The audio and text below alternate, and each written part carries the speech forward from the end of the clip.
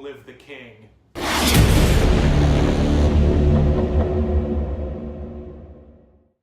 Hey everybody, welcome back to Comic Universe, the only nerd-centric thing you need in your life. How's it going, guys? And if this is the first video you're watching this week, Boom. This is the new digs. This is the new HQ, the Comic U HQ, if you will. Hope you guys like. We're doing this big time, guys. Yeah, there's so much more in this room that I wish I could show you. And, you know, we both worked. Well, he did most of the work. No, it's a joint effort. We put it together. I didn't mean to be like, oh yeah, I totally did it. No, it was all him and the missus. It was a team effort. We are a team here at Comic Universe, guys. Well, again, welcome to the Comic U HQ, guys. Yeah. So aside from that little rant, because I can't, we can't stay on topic for 5 minutes. Right. We're gonna be talking about a new comic. Well, not new, but we're gonna be talking about in honor of Pacific Rim Uprising, which check out the movie review if you haven't already. We're gonna be talking about Godzilla: The Half-Century War. This, as I said before, is probably the best Godzilla comic IDW has ever done, and that includes like their ongoings, especially like Rulers of Earth, which is also pretty good. And I don't know if we'll talk about that because that's like 6 volumes worth of books, but you never know. Down the line. Yeah, down the line. But Dubs, I read it last night, and I was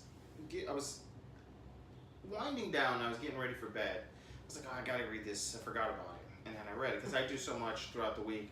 And so I went to the office, started reading, and then all of a sudden I was up for another 3 hours because it got me so hyped. I was like, this is the next to when I first saw Godzilla as a kid, probably the most awesome thing I've ever seen about Godzilla. I honestly like this book more than I like the last Godzilla movie, to be honest. It really was that awesome, and the insight to the book, things that I never even thought about. Just man, we'll get into that in a second. But wow, I really, really liked it. Yeah, this is, I'd say, essential God. If you are a Godzilla fan or trying to get into Godzilla, pick this up right out the gate. Yes. This is written and drawn by James Stokoe, who was, at the time, did this comic called Orkstain. And this was his big, not to say Orkstain was small or insignificant, but this was the big thing that made everyone go, oh shit, this guy can not only draw, he can write. Yeah. And he does both drawing and artwork on here. Writing, excuse me. And it's a beautiful book. Like, every single picture looks like a poster. Especially one in particular. Yeah, absolutely. Like, there's so much detail. Fantastic. And what's really cool about the art style is it's almost animated. It's almost like manga. Yeah, but it's not like, I don't want to call it a cartoon. It's definitely animated.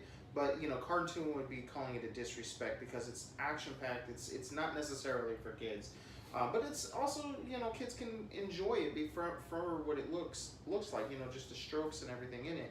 But it was absolutely beautiful. The colors and oh man, I could go on forever. Yeah. So for the story is about a character called Ota Murakami who first encountered Godzilla in 1954. Which was they actually put it in the heart of the first film. Yeah, the first film. He's fresh out of high school, essentially. Yeah, he's like 18, 19 years old. And this sets him on this long quest to kill Godzilla that takes him nearly 50 years. And we see in his little diary and through his life these big events and kind of like versions of different films, which we'll get into. Right.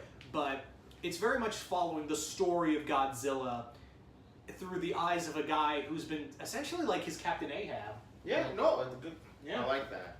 Absolutely. Definitely his arch, even though he's not Godzilla's arch rival, but it's almost as he's there every step of the way. Every time Godzilla's there, he's been there trying to stop him, essentially. Yeah.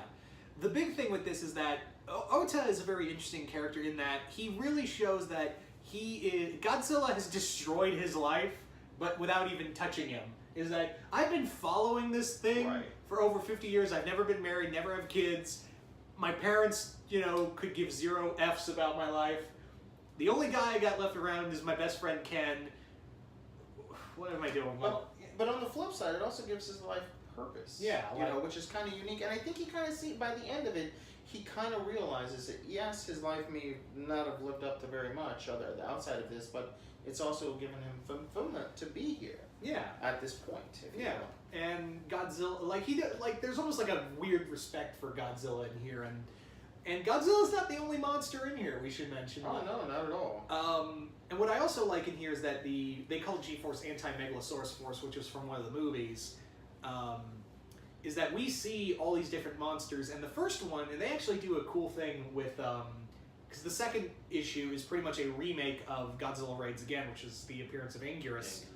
And they set it, and this was my favorite part of the story, is they set the fight between Godzilla and Anguirus, not in Tokyo, but in the middle of the Vietnam War. Yeah, which was kind of, that threw me for a loop. I was like, I like that it was like the first other kaiju that they saw, because it was technically like his first real fight, if you will, with a kaiju.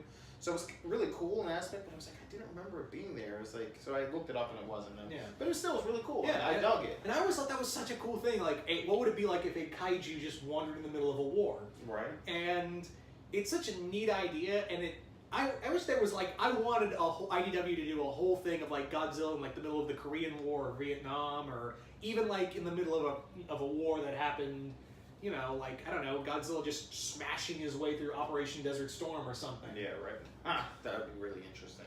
And they really show that the kaiju in here really do, they really give you the scale of these monsters. Absolutely. Like, every time they make a movement, it just destroys everything, and you feel the impact they're feeling. And this is another thing I really enjoyed about this comic, is that they have teams for each kaiju. It's not just everyone focused on Godzilla. When the other monsters start showing up, like Rodan and then Hedorah, Kumanga, all these kaiju start showing up, they start making specialized teams for each kaiju, which you don't see in the movies even. Which would be really cool. Yeah, like you've got a group of fishermen hunting Ebra, the giant shrimp. You've got, these hippies who follow Mothra around. These excavationists who follow Megalon. Mm-hmm. All these, and I thought that's a really cool idea. Again, something I would have, but again, IDW has lost the comic rights to Godzilla. I don't know where it is now, but what can you do? And again, going back to the whole, it takes different movies and does something new with them.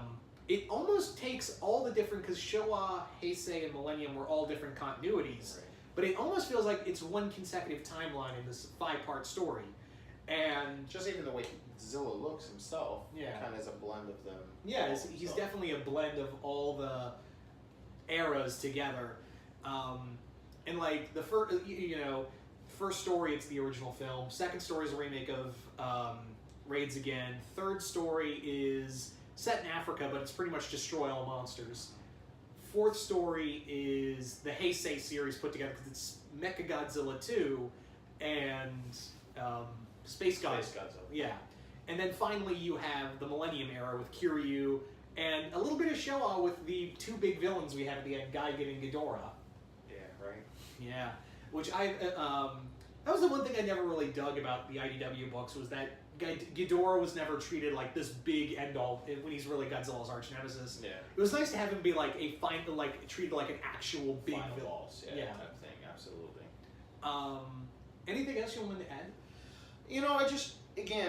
I really like the concept, and he even talks about, in the book, just throughout his life, he's like, he comes to a point in his life where he's like, Godzilla's going to be here when I'm gone. Yeah. What was my point of my life? And that's the thing, like, no one ever touches that. He's technically immortal. Yeah. Godzilla's immortal, and these monsters are immortal. Absolutely, and it blew my mind, just how insightful, looking at it from a particular person. I mean, it's easy to kind of see something from the military's perspective. And he is military. He is, but it's more personal than just that, though, which is really cool.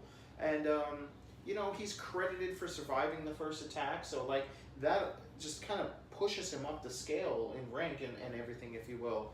Like, and then it just was really awesome that it kind of gave his life I know I'm rehashing what I said, but just gave his life purpose. And then at the very end, it was beautiful. It was like when they team up, he jumps inside of Mechagodzilla, and they're almost like, he goes, well, 2 Godzillas better than 1. Yeah. I was like, this is so awesome. I was like, this is great. And then there was like a moment of mutual respect just before they die.